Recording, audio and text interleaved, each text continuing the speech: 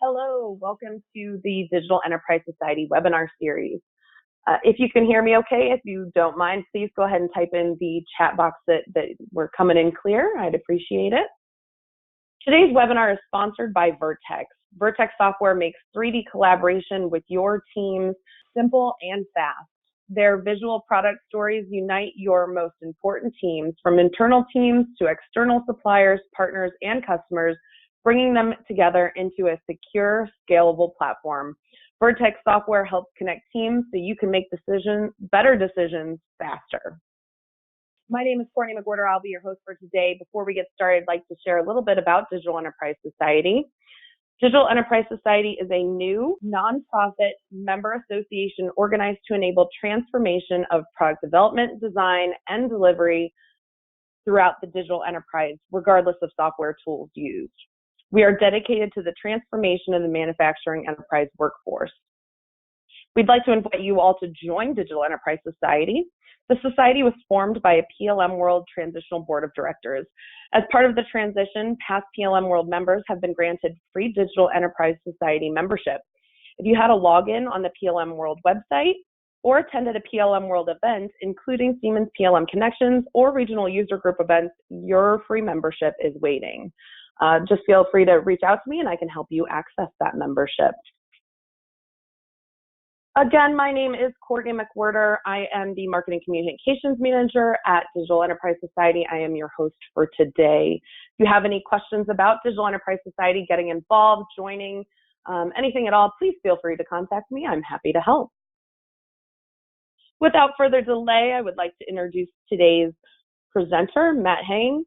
Matt has over 15 years of experience in designing and building B2B cloud-based collaborative applications in manufacturing, finance, and defense. In his role at Vertex, Matt oversees all of the product management and product marketing team, in addition to leading initiatives on new products and markets. This unique position gives him the insight into ensuring new product capabilities match customer expectations and needs. Previous to his role at Vertex, Matt served as Vice President of Product and User Experience at Workiva. Over the course of his 9 years at Workiva, Matt tackled many strategic and leadership roles, including the creation and implementation of a new enterprise product line and building product strategy to grow the product footprint within existing customers. Matt received his bachelor's and master's degrees in mechanical engineering from Iowa State University. Matt's graduate work at the Virtual Reality Application Center was sponsored by the National Science Foundation, the Office of Naval Research, and DARPA. His research focused on 3D visualizations and machine learning from mechanical and materials design applications. I'm going to hand over the presentation to Matt now.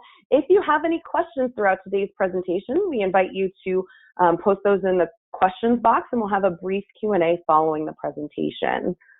All right. You're quite welcome. Thank you for having me. Today we're going to be talking about the next gen engineer here. To set the stage,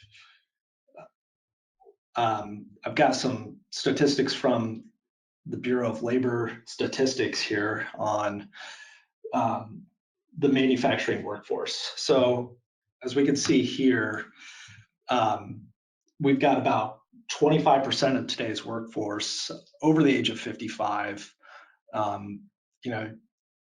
This generation probably got their start primarily on 2D drawings, and then probably got into management by the time that 3D design and drafting really took hold. The next group, 55 to 34, which coincidentally I'm at the bottom of this range.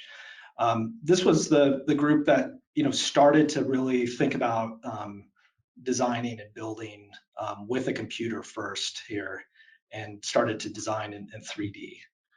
And then about 30% of the workforce is under the age of 34. And this would be the group traditionally in the millennial category here that has been primarily, I would say, solely thinking and designing in 3D only. So this is really interesting breakdown of where we're at. And I've talked to design engineers at large aerospace companies that are really worried about some of these statistics. They've got half of their engineering workforce in design over the age of 55, and a lot of that workforce is going to retire here in the next 10 years. So what are they going to do to backfill those design engineers? The other statistics I would like to put up here, this comes from a survey from Deloitte.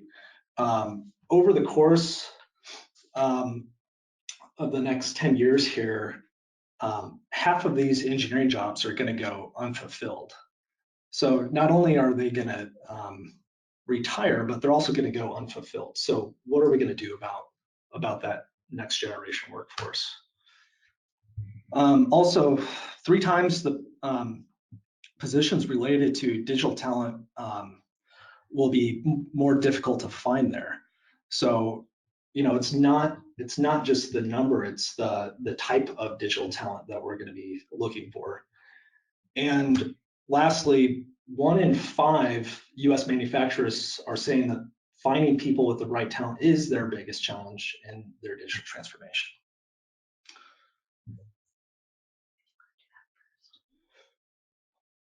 So now I think we'll go to that first poll, Courtney. All right, we have that poll up on the screen for you right now. What is the approximate age ratio in your engineering department? A couple different answers we have here. If you go ahead and answer that poll, we'd appreciate it. The options are majority new engineers, a few veteran engineers, a split of 50-50, majority veteran engineers with a few new engineers, and then not sure. Go ahead and get your answers in there. We got that poll running now. So it looks like the majority of you have voted. We have currently 15% say majority new engineers, 23% are looking at a 50-50 split. And then finally, we have 54% with the majority are veteran engineers and a few new engineers. We'll give you just one more minute. If you haven't already, go ahead and respond to that poll. We'd appreciate it. All right, I'm going to go ahead and get that shut down. We're sitting still at 15% with new engineers, 23% at 50-50 split, and 54% the majority are veterans. I'm going to close that for us. One other bit of information we have here from Rebecca Kowalski from Manpower. Just looking forward in the next 10 years, what are some of those types of jobs that will go unfulfilled? Technicians, engineers, computer scientists, software engineers, right? Sales, production workers. I mean, these are core jobs to a manufacturer that are going to need to be replaced. Also, the shift in roles that are needed in these companies, these are going to be digital, need to be digital native type skills. So it's not just the shop floor worker anymore. These are digital millennials coming in. Yep. Let's see. So the other thing that we would like to talk about here before we get into how to address this, this incoming generation of engineers, what are they going to want in their jobs? And this is very similar to other polls that I've seen from millennials, but as you can see, control my schedule is one of the top factors here. And one of the bottom factors is being hired permanently. So what does this mean? We'll get into this in a bit, but really the flexibility of when you work, where you work, how you work, that's going to be job number 1. And you know, it used to be that work was where you go in the morning, but really as this generation evolves, it's work is what you do, and no matter where you are in the world.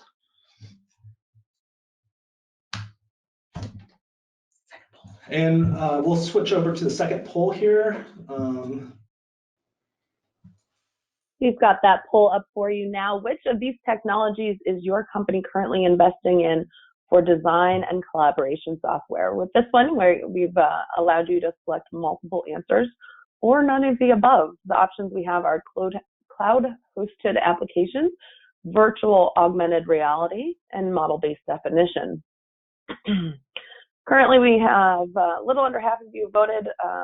56% have invested in cloud-hosted applications, about 60% in model-based definition, 25% in virtual augmented reality, and 17% have said none of the above. We'll give you just a few more seconds to chime in on that poll.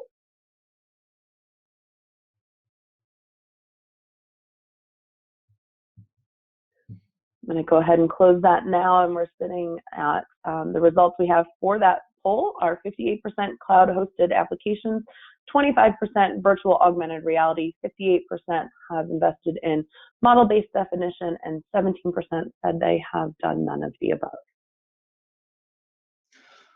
Wow, that's great. That actually, it's surprising. I know at this point we are kind of at the dawn of cloud and manufacturing, so that's great to see. What I'd like to talk to everyone now is, what are the new engineers' top technology expectations entering the workforce? One of the top responses was on that flexibility. So again, a new engineer coming in is going to expect that they can do their job when they're not in front of their workstation. So we're talking about native mobile users. They're used to accessing email from anywhere on their device. They like to work in fast, agile loops, being able to communicate wherever they are in the world. It's very important for these users to feel connected with each other, which is the next top technology expectation, that there is built-in collaboration to the tools that they use. So, think about this generation coming in, probably did most of their studies at undergrad using Google Docs or Microsoft 365. They're used to Microsoft Teams and Slack and Twitter, LinkedIn. They want to have that connectedness to everyone, and with that, it's also goes back to that quick, fast cycle. So I can, on my mobile device, be looking at a drawing, be looking at a 3D model, and being able to tag whoever I want on that model and get quick feedback that way. The other top technology expectation, as we just talked about in our poll, is cloud. Cloud has almost become now where you can't even really tell if an application is cloud or not. Almost all software vendors are, if they haven't already executed on their cloud strategy, they certainly have one that they're building and trying to think the next iteration of our products. How is that going to be cloud enabled? So, the benefits are cloud is being able to access any file from a computer, laptop, wherever you are in the world. The group collaboration that we just talked about. The other important thing is that real-time collaboration. And for me, the single most important aspect that you get with the cloud is that there is that single source of truth for that information. If someone gives me a document in the cloud, I know that is the document that everyone else is working on. They're not taking that document and emailing it around, that I'm going to have to reconcile all the feedback on that document later. You're operating from a single source of information with that cloud. And then finally, especially for this group, the top technology expectations here are that it's 3D, that there is some aspect of VR, AR, mixed reality. Students today are thinking and designing in 3D. they're experimenting with virtual reality on their phones, in the classroom, and with the curriculum today, colleges are adopting 3D printing, additive manufacturing to their curriculum, and someone being able to sit down and look at a set of 2D drawings and go to the shop and actually go and build that. That is being phased out of these curriculums. So we've just gone through the four technology expectations there to review: mobile, social, cloud, and 3D AR VR. So now, that's kind of on the workforce and what the workforce is expecting, but what's actually happening in manufacturing companies?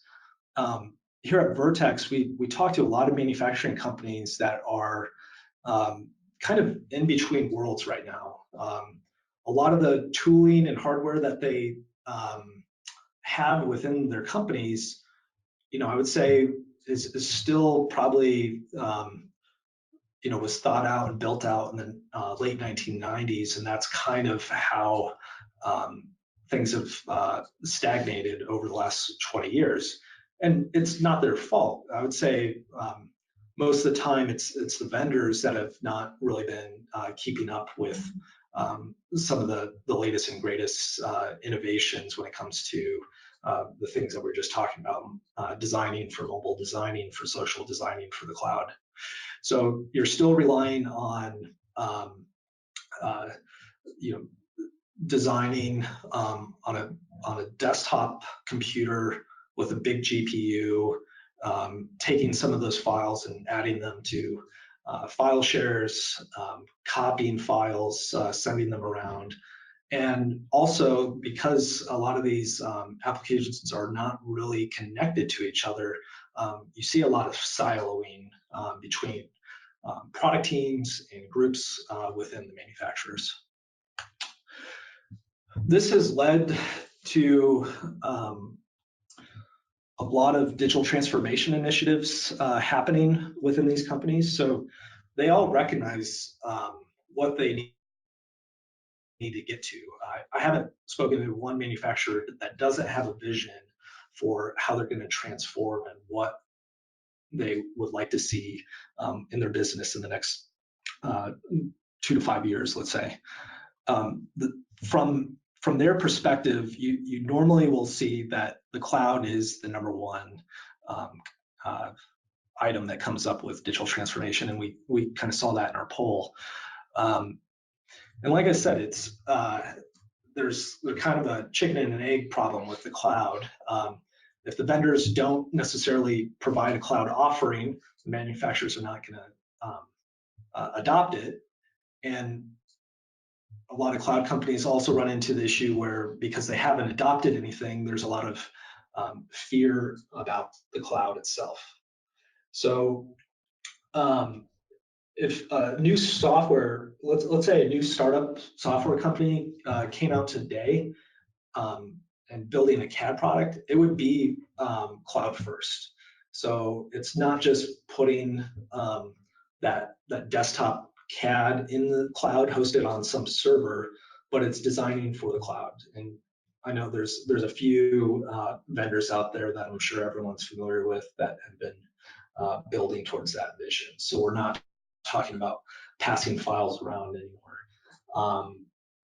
And then, there's a lot of fear with that because if you don't really understand the cloud, you worry about, I'm putting my very sensitive corporate data on someone else's cloud that I don't know who's managing that data. I don't know who has access to that data.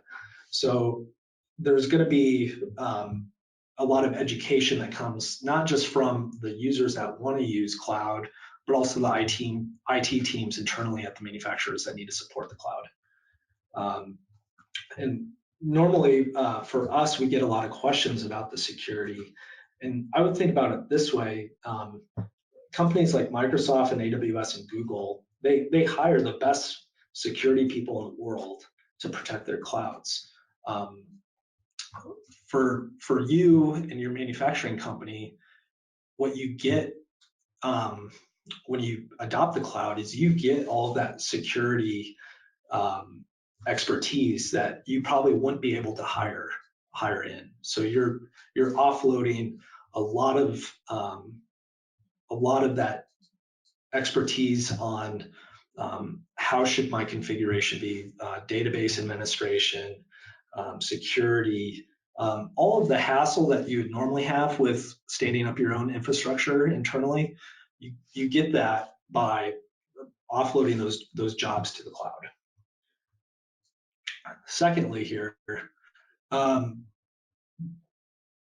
we touched on this a little bit, but everyone going forward is going to be designing primarily in 3D over 2D. So, I grew up in drafting, then going to kind of digital drafting, and then saying, all right, can I take these digital drawings and create a 3D model representation out of that? Now we're seeing the opposite here, where everyone is thinking in 3D first, thinking about additive. How do I design for additive, design for new ways of building this rather than the traditional ones? And then we kind of go backwards down to, okay, let me add the dimensioning on the 3D itself with PMI information. And then finally, if you absolutely need to, then you cut the 2D drawings where needed. So you'll start to see this with the digital transformation initiatives, that everyone wants access to 3D first and foremost, and then they get derivatives from there rather than starting with the 2D.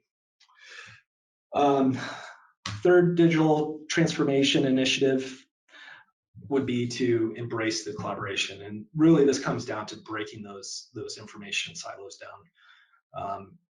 We live in a very global connected world where your product team may be collaborating in other countries in different time zones. Maybe they're even in your supply chain. Maybe they're not actually a part of your company.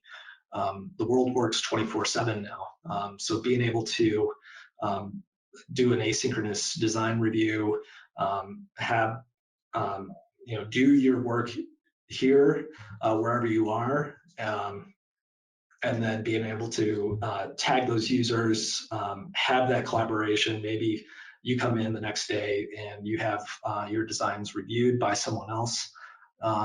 That really speeds up the pace of innovation, and one of the top reasons for digital transformation initiative. Along with this, I would say that oftentimes when we think about collaboration, we think of internally within engineering, but as we talk to more and more of our customers, really the collaboration is broken down within other groups of the company. So think about how do I interact with manufacturing? How do I interact with procurement, marketing, sales, or even the customer? How is the customer getting an understanding of the product capabilities? How do I share that information with them? And how do I have a collaborative discussion about their requirements for the product? So what we've,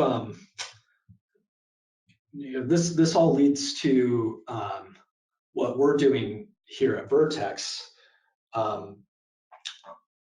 We would like to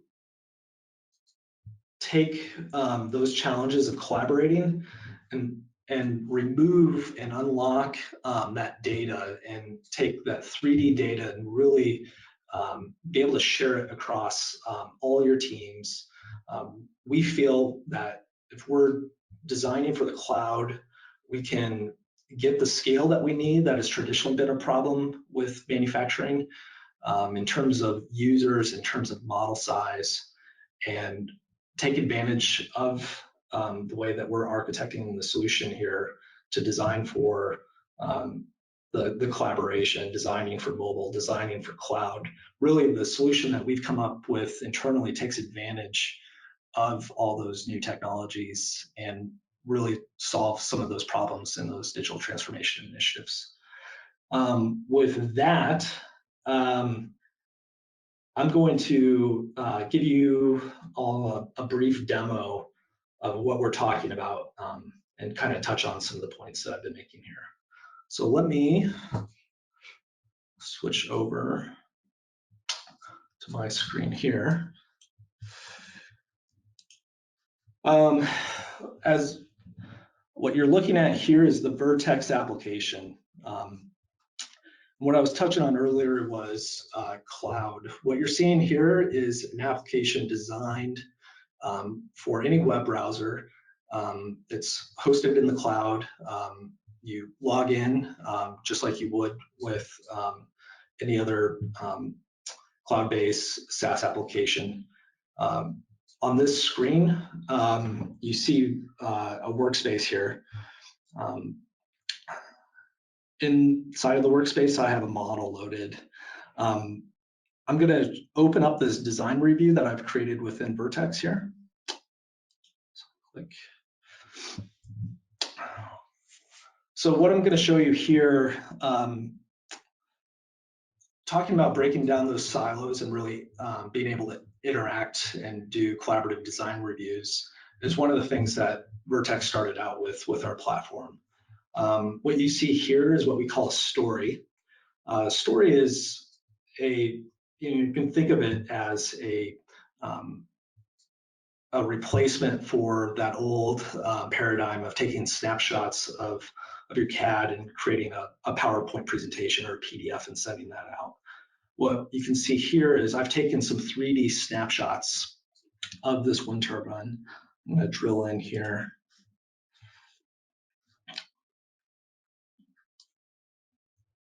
So as you can see, this model loaded very, very quickly.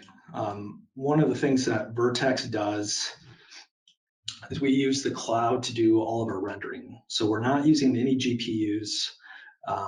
We're simply rendering different parts of this model and bringing them back to the client. And what you're seeing here is just pixels. So we're not using WebGL, any OpenGL, anything on the graphics card itself. So as I move the model, I'm requesting new images from the server, and we're returning them very, very quickly. So that's the rendering aspect of things. I'm going to zoom into a subset of this model. As you can see, my 3D snapshots here, they're not just simple 2D snapshots that I would take or screenshots. These are interactive 3D snapshots. And I can zoom in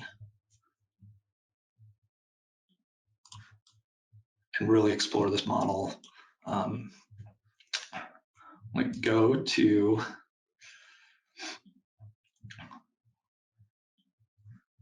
I'm going to open up this gearbox here. And some of the collaboration that I'm talking about is being able to work through these design reviews with anyone that you want in the world. So today I'm going to be inspecting the shafts of this wind turbine. So I've got a high-speed shaft that's connected to the blades themselves that's spinning this intermediate shaft, and then finally this high-speed shaft that spins the generator. As I've previously gone in, I found a clearance issue. Not even sure this is a clearance issue. There's just a mismatch between where these gears mesh. So what I've been able to do is take a 3D snapshot and then add some markup here and then drop a comment in. So with this capability, I can add people to the story and flag these issues and share these issues out with anyone I want. And when I share the story out, that user will get a email with a link. And just like you're sharing a Google Doc or a Microsoft 365 doc, you get the link and you click the button and you're in. And you can be collaborating with whoever you want. We do add some security controls for companies that can really control how that collaboration happens. but it's really meant to replace the email threads that you would have with a customer or supplier or internally, or with sharing FTP models around, right? So from here, while this looks just like a 2D drawing, or a static 2D image, like I was saying before, this is actually 3D, right? So I can move around, I can come in, I can change what that cross section looks like. And again, all of this is being powered by the cloud. So things happen very, very quickly. I'm going to go to my next slide here. What we've got here is those two parts that are having the issue. What I have done is controlled what the collaboration looks like on each of these snapshots here. So for this particular model, I've enabled the export for this snapshot. Now, what's important for us is that I can give you the context of this entire wind turbine. So coming back in here, I can give you the context so that another design engineer, a supplier, a customer could look around, but they don't actually have access to that 3D data. Because again, it's just an image. However, for this snapshot, I've enabled export. So if I'm working with a supplier and saying, hey, like the gear's not going to mesh correctly, do you have any other options for me? I can enable export here. And instead of exporting the whole model and sharing that whole model with them, I'm just going to be sharing this assembly. And as you can see, it's just a subset of that larger wind turbine. So I can quickly do that and allow them to export to JT or STEP. And I'm going to back out here. And as you can see, you can really build out your design collaboration, your design reviews, all in 3D. All the email notifications, being able to share out with whoever you want. I can also go into attachments and add any attachments if I'm still need to collaborate on those 2D drawings. But yeah, this is the core functionality of our design reviews. One thing to point out, and I'll show this in a second, our snapshots that we do within Vertex are what we would consider to be live. They're live objects. So if new model versions are imported, and I want this supplier to get the latest version, I can click this button, Get Latest Snapshot. So what you'll see here, so again, on this particular clearance issue, I can have that collaboration with that supplier, point out that issue. I also have another issue that I found with my brake design. So there's an issue with the brake and the caliper placement here. So I can go back and forth with that supplier or my team. And once I have resolved the issues, I can click Get Latest Snapshots here. Get Latest Snapshots is going to pull in that new version of the model. And when I do that,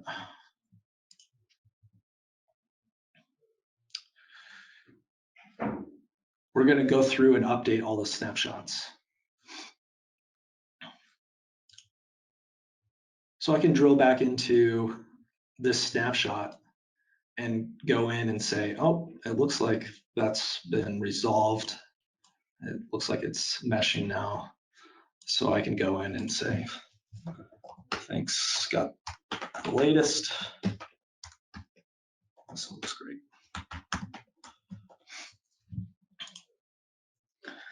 So let me step out and show you how we build these 3D design reviews. I go back to the screen here. So like I started before, I was in our 3D design review story. I'm going to open up this wind turbine 1 megawatt platform model. And this part of our application is what we call the story viewer, or the model viewer. I'm going to turn the entire model on.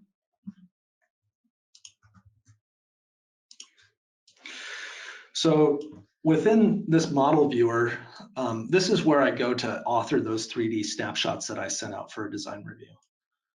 So you can see I've got full access to the BOM. You know, the model sizes that we work with at Vertex, we've worked with BOMs over 100,000 BOM lines, 100,000 parts, just massive models that most people wouldn't be able to render one of those models on their desktop computer. So we can filter down very quickly and interactively. So if I wanted to, I can go in and drill into that gearbox again, go in, and I'm going to look for, make sure that that model is resolved correctly. I'm going to open up the gearbox and set up a cross section. So I'm going to say add section to surface. And there we go. I can drill in and again make sure that the new geometry has worked out. That looks good. One of the things that we're super excited about here is our metadata searching capability. So I can go in here, and instead of just inspecting the BOM, I can drill in and specifically look for a piece of metadata like vendor, right? So I can go in and say NSK, add filter, quickly find the part that I'm looking for, reduce it down. And then if I want to, I can do some other queries like say show nearby, and that will do a spatial search and find all the parts around this. So again, very quickly I can reduce this down, find the parts that I'm looking for, come back to the snapshots, click the camera button here,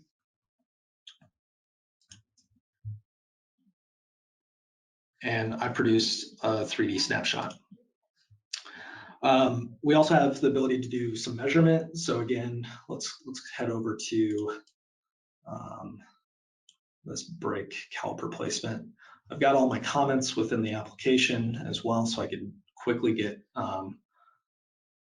navigate by comments and drill into this caliper. I'm going to click show only nearby, reduce down to just the parts around this. I've got a cross section set up here, so I'm going to remove that. So from here, I can do some very interesting measurements. So I'm going to cross section on this plane, and then I can get out my measurement tool and then inspect what this clearance is for my design. As I can see, it's 24 millimeters. So with that, you know, I could go ahead and click the snapshot button again, go through all of these, this process of doing my design review, and then I can create a new story with what we just captured here. So I click new story. That dumps me into the story here. I can name my story, go in, configure my story, make sure I've got all the right views that I want. And then, like I said, I can just go and click share. And let's see. Here, let me go to that first story that I created here.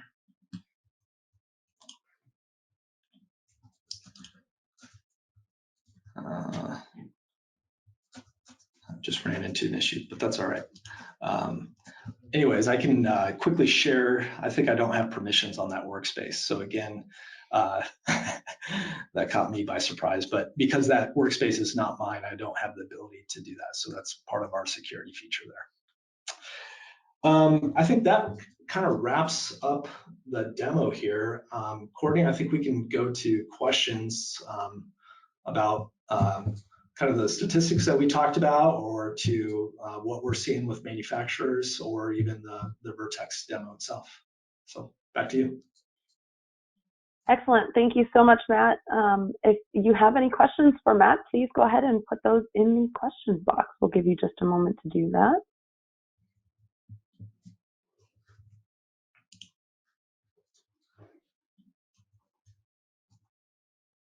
Any questions you have, just put them in the questions box. Looks like we have one here. My IT my IT team is skeptical of cloud. How do I bring this topic up? Like, how do I bring up a topic like cloud security? Like I was saying earlier, I think you're going to have IT teams that are not familiar with cloud, be very skeptical of cloud, and be very concerned about the risk there. And that's their job, is to assess those risks. What I would say is, first and foremost, we love talking to IT teams about our cloud security model, and we can do a full walkthrough of how we're doing security internally, how we are auditing internal controls ourselves. We're going through our SOC 2 Type 2 process right now that kind of gives a overview of all the measures that we take internally to ensure cloud security. We would be happy to walk through and talk about our security measures with your IT team. Oftentimes when we do this, they're actually more impressed about how we're handling security than some of the ways that they're handling security internally. And we always go back to the how are you doing this today? If you're still allowing FTP to happen, or sharing files around, we really have gone through a lot of work ourselves to say, how can we eliminate this need to share these files? Because as soon as you share a file through FTP, that file, you have no idea where that goes. And when we talk to the IT person about, let's say, for example, this sharing the story, not only do they have controls over what types of geometry get shared out, but we also have a full audit log of who shared what model, when did they do that, the person that opened up that model, where were they in the world, what did they do with that model.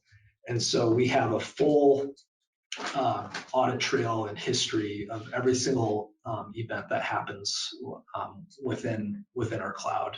And that is true of all cloud providers. And really for us, that's a way of adding transparency and making the IT team feel comfortable with, hey, if I'm going to put this in the cloud, what measures can I put in place to ensure the safety and security of our data?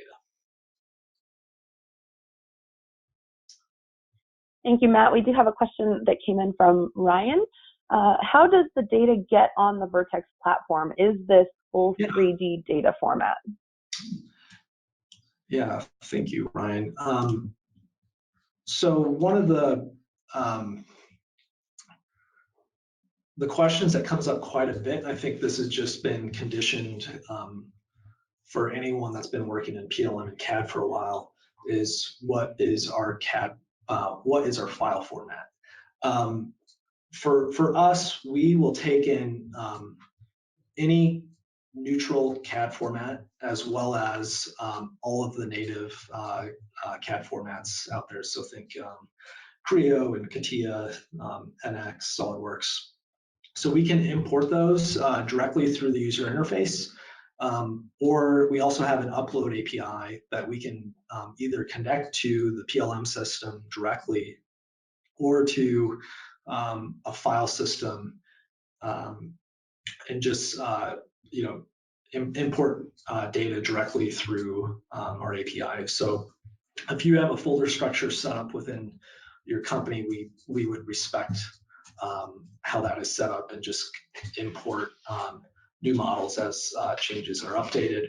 Or like I said, we can also tap into some of the events that are in the PLM system and only import new data when certain workflows have been initiated. For us, once we receive that file in the cloud, we go through our own translation pipeline on taking all that geometry, turning it into a representation that we understand internally at Vertex and Vertex only. Part of that is for some of the speed that you're seeing. We kind of chunk up the model and optimize it and distribute it through the cloud so that we can perform very fast operations in the cloud. And so at the end of the day, like, we're not really storing any one file format. It's really just different chunks of geometry in different databases, all encrypted, that then when you log in and open up a model, only you can bring all of that back together and get that resulting image. And so just the way that we're doing our rendering has built-in security into it, because you wouldn't necessarily be able to go out and just find an entire file sitting somewhere on a cloud server. It would just be encrypted chunks of geometry scattered about. I hope that answers the question. But going back to it, there really isn't a file format that we have. It's really just data in the database.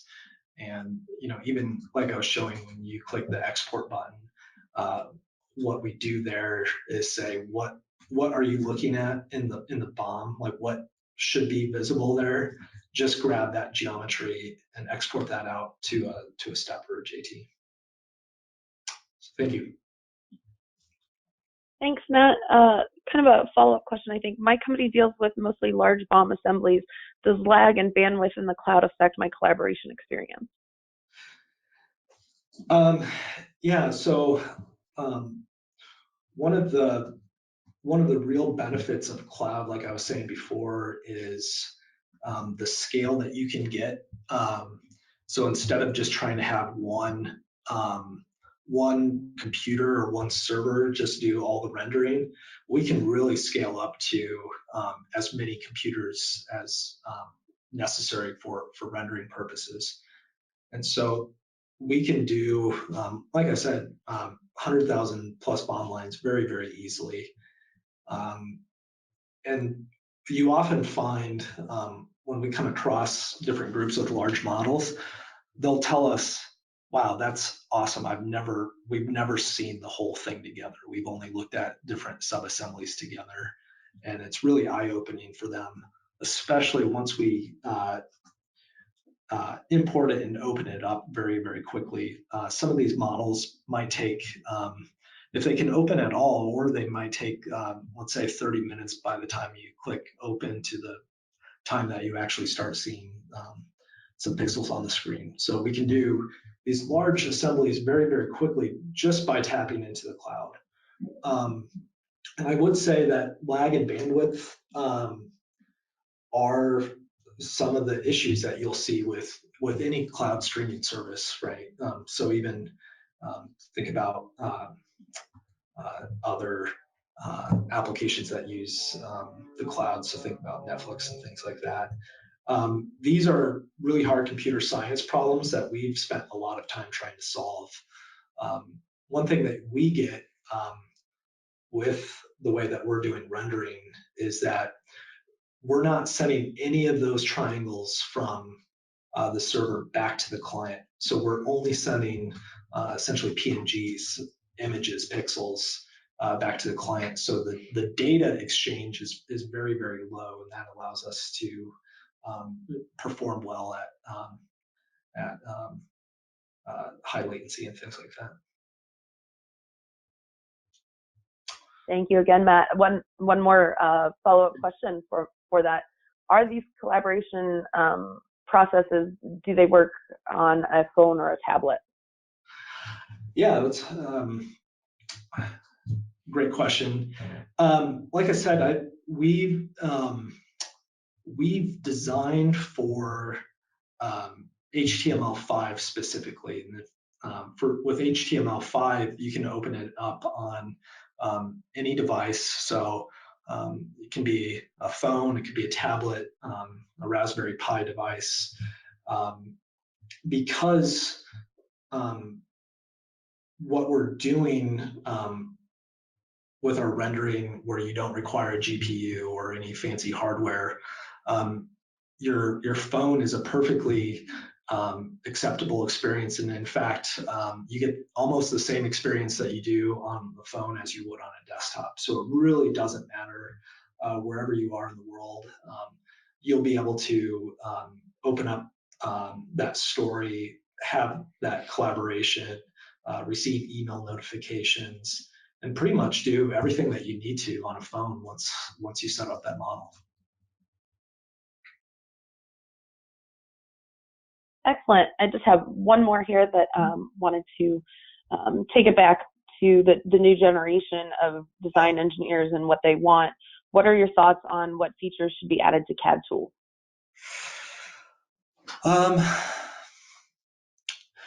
Yeah, and it's a great question.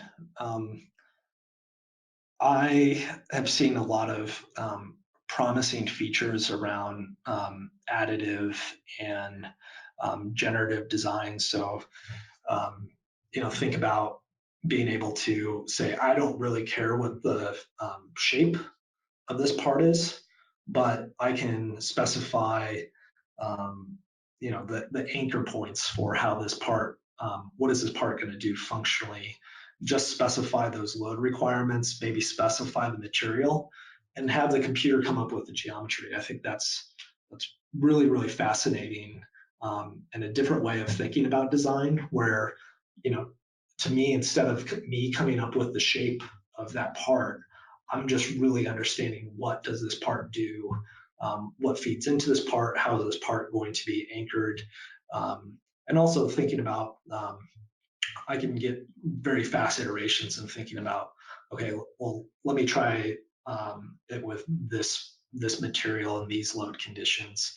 You might be able to spin up and get hundreds of different design solutions, and then go in and just kind of pick out what the best one is. And that really goes into some of the AI ML type aspects of CAD, and I think that's very exciting as we enter into the new manufacturing era here. Excellent. Thank you so much, Matt. With that, I think we've answered all the questions you had for today. I'm going to go ahead and put up Matt's information if you'd like to reach out to him or to Vertex. The website is vertexviz.com. You can check him out there. Any final words from you, Matt? No, it's been great, and we look forward to talking with everyone. So please reach out. I'm really passionate about this topic myself.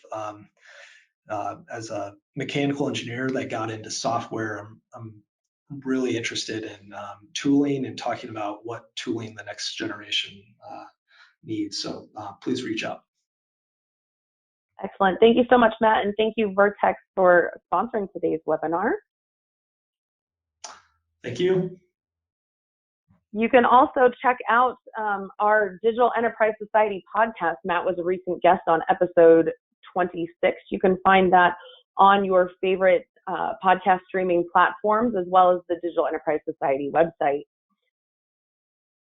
Another quick update for you. We do have another webinar coming up on December 5th, customizing a plan roadmap to enable digital enterprise with Atom Spec. So check that out. That'll be December 5th at 2 p.m. Eastern. Finally, you can find us on Facebook, LinkedIn, and Twitter. Follow along to keep informed on all the things that we will be offering. Again, my name is Courtney McWhirter. I'm the Marketing Communications Manager here at Digital Enterprise Society. If you have any questions at all, I am happy to help. Please feel free to email or give me a call. Again, Digital Enterprise Society is dedicated to the transformation of the manufacturing enterprise workforce. You can learn more or join our organization at digitalenterprisesociety.org. Again, thank you for joining us today. Have a wonderful day.